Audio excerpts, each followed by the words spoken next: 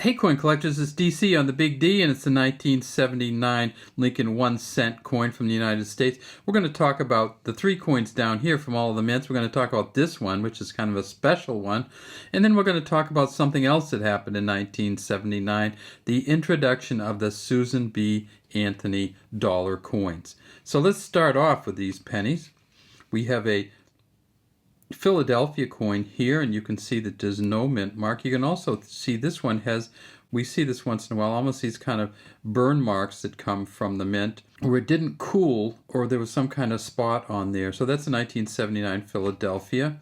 This one here is a 1979 San Francisco Mint coin, and at San Francisco Mint we're going to have to look at this S because there's a couple different varieties of the S on the San Francisco Mint coins. And then here we have the 1979D, and you can see these are kind of got a film or something else on them. We don't clean our coins. This one came straight out of a mint set, and you can see that it's number one, not clean, but you can also see that this was another one but didn't cure quite right. Once in a while you get a penny that comes in your change and it looks a little bit different. So I want to show you this one here. And this is a Denver Mint coin from 1979. And they can't have every coin listed in the U.S. Error Coin Guide. But this one sure looks like it might be a double punched or repunched mint mark when you look at this. You can see that over to the left of the D is some extra material.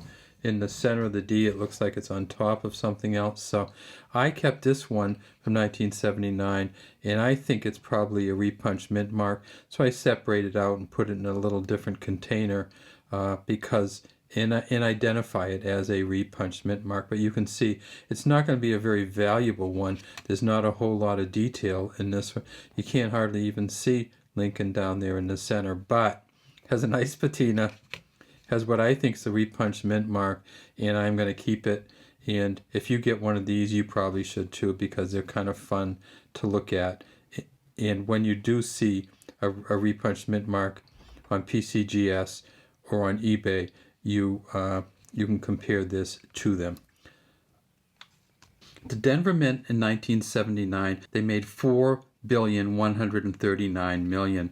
That's one of the reasons that these aren't great, because if you make $4 billion of anything, you're going to make some mistakes with it. It says "In God We Trust" at the top, Liberty here, 1979, and there's a D down there for the Denver Mint, and we can see that D is got a little blacking on it also.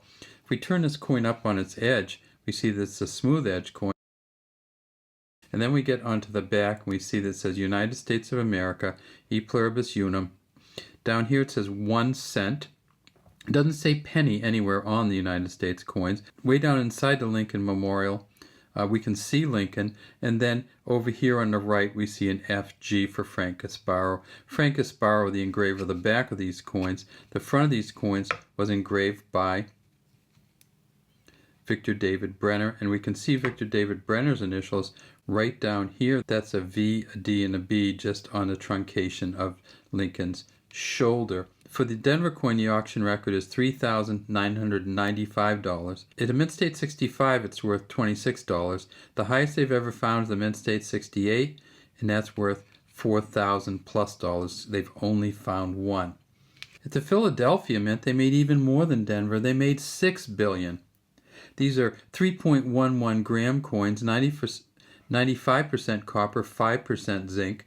The auction record for a Philadelphia Mint coin is $5,463. At a Mint State 65, they're worth $20. At a Mint State 68, they're worth $2,000, and they found 20 of them. And then we come to this coin. The San Francisco Mint coins in 1979 had two different versions. They had what they called the Clear S, and then they had the Filled S. The Filled S version has some huge values to it if you get it in great shape, but you can see this one's not in great shape. It's in okay shape. The auction record for a Filled S is $10,925. They made $3.7 million total of these proof coins for the San Francisco Mint, and we don't know how many they made that were Filled S's or Clear S's. Here's that 1979 Type 1S from the PCGS website. And if you look right up here in the corner, you can see the two different ones. They actually do a comparison of the two different coins. And the Type 1 is the filled S, the Type 2 is the clear S. And it's very clear when you have both of them together. When you're looking at this by itself, you'll see this is the filled S. You can kind of see the square around it, and you really have a hard time seeing it's an S. So now let's look at the clear S, and here they have them both in a row, so you can just click on the next one. And so this is the Type 2, or the clear S. If we look at the clear S, you see very clearly that you can tell that's an S, and there's no mistaking it, and there's no blocking around it.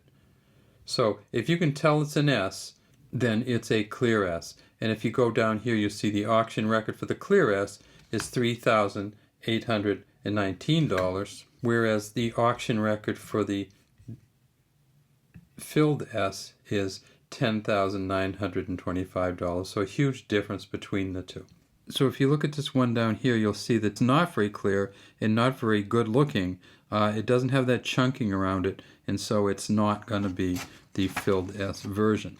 Auction record for the clear S version is $3,819. And if you can get one of these in a proof set, in 1979 the proof set sold for $9. Now they're worth $48. There are some error coins from 1979. They include off-center coins, which don't quite get stamped right on the coin. They include a one-capped die version of an error coin, a number of other small errors, none of which PCGS recognize as a specific variety. They're kind of one-off errors.